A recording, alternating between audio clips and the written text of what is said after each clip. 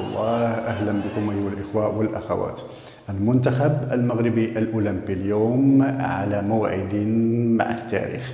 بطبيعة الحال المرور إلى نصف النهائي أولمبياد باريس، هذا اللي حصل لأول مرة في تاريخ كرة القدم المغربية، فإذا التاريخ تم تسجيله أصلا، لكن نريد مزيدا من الإنجاز ونريد مزيدا من التألق، ولم لا الميدالية الذهبية. بطبيعة الحال المنتخب المغربي، كرة القدم المغربية عرفت واحد التطور كبير، فما بقاش يعني واعر عليها، خلينا نقولوا انها تحصد الالقاب باذن الله.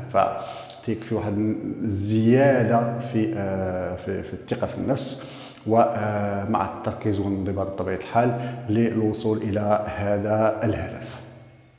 المنتخب المغربي صنع التاريخ اذا، هزم امريكا وارتقى الى نصف النهائي، حيث سيواجه المنتخب الاسباني.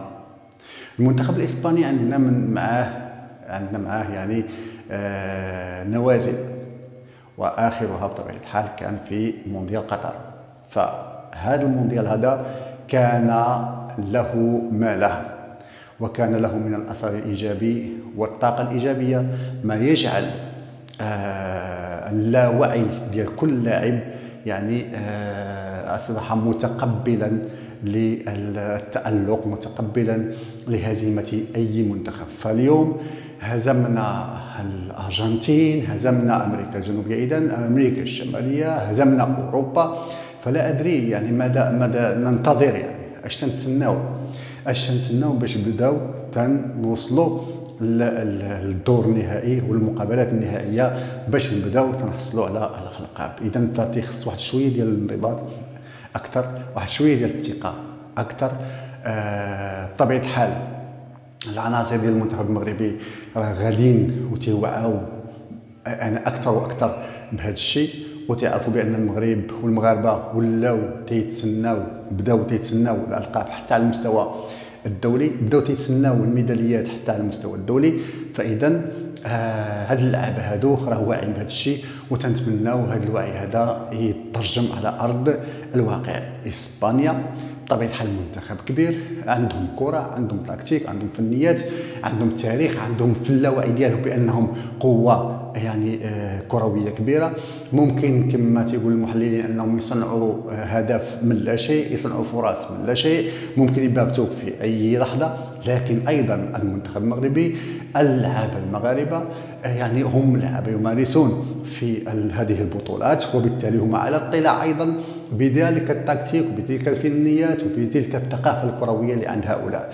فاذا ما بقاش هذا النوع من التردد وهذا النوع من الاحساس بالنقص وبالدنيا عند الاعضاء ديال المنتخب المغربي، وهذه يعني ميزه فريده ممكن اللي تينافسنا فيها هو ربما المنتخب السنغالي. لكن المنتخب المغربي اصبح يقارع الكبار، وهو الان في الصداره بدون منازع. كره القدم ديال الكبار، المنتخب الاولمبي، المنتخب ديال الصاله، الفوتسال، فهناك واحد النهضه كرويه كبيره. ونتمنوا بهذه المناسبه ان باقي المنافسات تمشي في نفس المنافسات الكرويه يعني والرياضيه تمشي في نفس الطريق، لاننا وهذا ما غاديش ننساوه، راه كاين فشل ذريع على مستوى باقي الرياضات. ما تنسيناش كرة القدم بان كاينين ناس اخرين ما داروش خدمتهم، ربما ما كاينينش، ما عرفتش، ولكن ربما الناس الممارسين مثلا في كرة القدم اكثر بكثير من الممارسين في مجالات اخرى. لكن هذا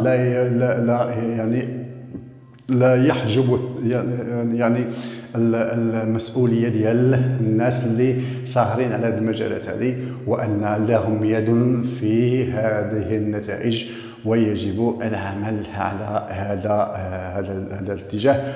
وبطبيعه الحال هذا ليس موضوعنا، لكن خلينا نركزوا على المنتخب ديالنا، منتخب ديال كره القدم. فيعني المنتخب المغربي اذا على موعد مع التاريخ اليوم.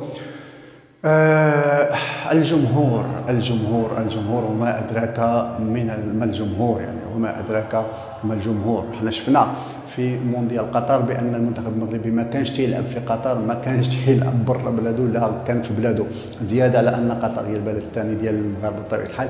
لكن بفعل الحضور ديال المغاربه في قطر فهو كانه كان يلعب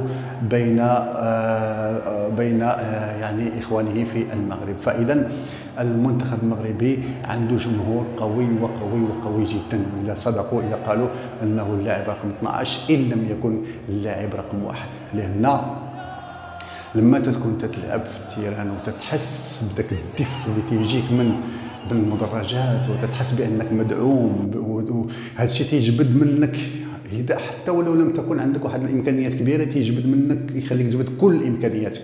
فما بالك اذا كنت وصلت لهذا المستوى هذه وعندك واحد الخلفيه كرويه كبيره وعندك امكانيات كبيره، فراه غادي يديك انك تحصد الالقاب. الجمهور المغربي اثبت ايضا اذا انه جمهور كبير، جمهور وطني، جمهور مغربي حتى النخاع.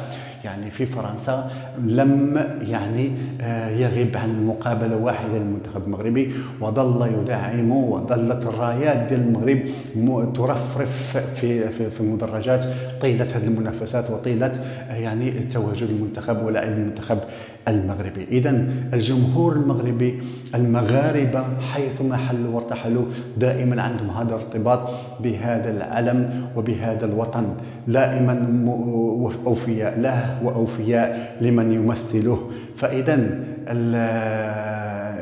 المنتظر ان المغاربه يعني يقومون بالدور ديالهم، وقد وعدوا بانهم سيسافرون من كل انحاء اوروبا بل ومن كل انحاء العالم الى مارسيليا لمسانده المنتخب المغربي.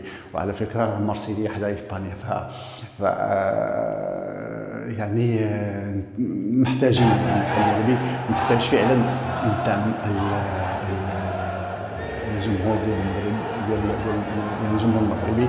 فنتمنوا حظ سعيد للمنتخب الاولمبي، ونتمنوا ان الامور تمشي في صالح